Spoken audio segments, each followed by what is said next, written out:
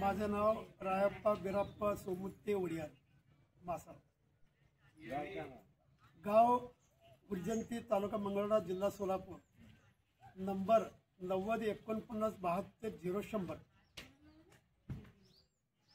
तुकाप्राय सोमराय त्यांच्या 7 उड्या पूर्वीचं धूपकराय, दीपकराय, चाणकराय, माणकराय, आलकराय, पालकराय, सरीक बंबराय, करीगौड, केंचगौड।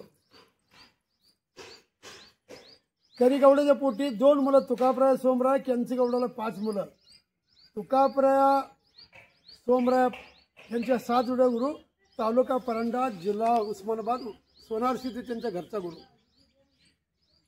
तुकाप्राय सोमराय 700 सोनारशीचे गया चारत असताना दोघा भावाला 12 वर्ष संतती नव्हती। सोमराय म्हणला, दादा मी गया राखतो, तू संततीसाठी शंभो बिलवा डोंगरात तप केलं पाहिजे। पूर्वी गिरणीमध्ये नोंद आहे, सातारा जिल्ह्यामध्ये शंभो बिलवा डोंगर, आता कलियुगामध्ये चालू ह्याच्यामध्ये काय झालं, त्याचं शिखर शिंगणापूर नाव पडलं।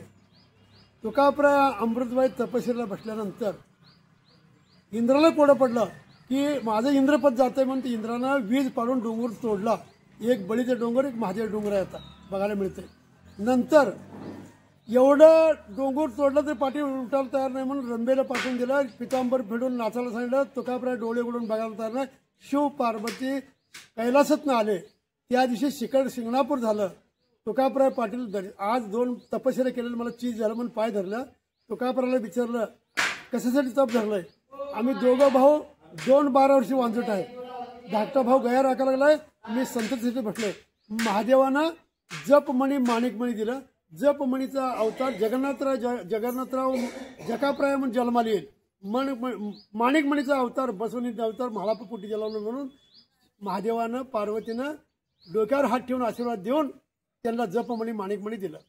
पुढे जप केल्यानंतर तुकाप्रायच्या पोटी जकाप म्हाळाभर जन्मले। सोमराय वांजोट राहिला।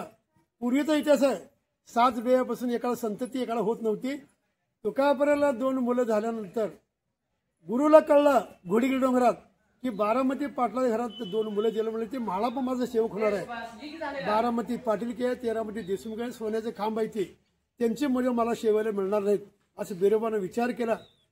कुठं घोडीगिरी, तालुका हुक्केरी, जिल्हा बेळगाव, त्या तपश्चर्या तप संपला।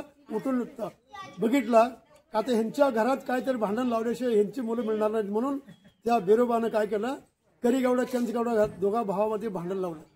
बारामती पाटील की एका हिश्श्याला ठेवू, 700 गई सोनारशेची एका हिश्श्याला ठेवू। करीगौडाची कंचगौडाची मुलं म्हणले काचड्या महागा आम्हाला जाणं व्हायचं नाही। करीगौडाची मुलं म्हणले तुकाप्राय सोमराय आपल्याला ही गुरु सोनारशेच्या गया पदरात घ्या, आमची लेकरं दूध खाऊन जात नव्हती। तुकाप्राय सोमराय ज्या दिवशी गायाची वाटणी पदरात पडली त्यावेळेला बारामतीला दुष्काळ पडला। दुष्काळ पडल्यानंतर तुकाप्राय सोमराय पाण्याचा कुठं जागा मिळेल जिथं जनावर पाणी मिळतील, वैरण मिळेल म्हणून तुकाप्राय सोमराय गया घेऊन आटपाडीवरनं, त्याला सारंगडोंगर शेती सारंगडोंगर म्हणतात, आटपाडीकडनं इकडे येत असताना त्या टायमाला त्यांनी घरातनं विचार केला की शिळेच्या थानासारखे जकाप मला 2 मुलं झाले। ते अमृतबाईला सांगितलं ही मुलं सांभाळ करत तू बारामतीला राहा, कनुबाई आमच्या मागं भाकरी घालायला येऊ दे।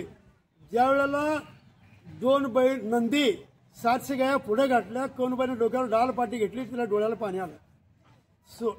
थोरल्या जावला 2 मुलं आहेत, तिने सावलीला बसली।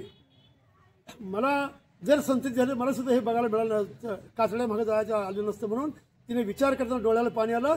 महालिंगराय 5 वर्षाचा होता, महालिंगराय पेलेलं पाणी पडलेलं पाणी पुढच्या बारास मागच्या बारास म्हाळापाला कळत होतं, आमच्या आईपाशी राहावं, आमच्या चुलतीला वाईट वाटतंय। दोन्ही बाळच्या चुलतीचे भाग लागले। तेव्हा तुकाप्राय सोमराय म्हणले जकाप म्हाळापाला नंदीवर बसून घे। मग अमृतबाई म्हणते मी माझी मुलं म्हणून बोलवून घ्यावं, जावाला वाईट वाटतंय। जलमतीला अमृतबाईनं सांभाळ केला कनुमातेनं। तिथून त्याने बारामती सोडून हे उमऱ्या ठाण्याला आले।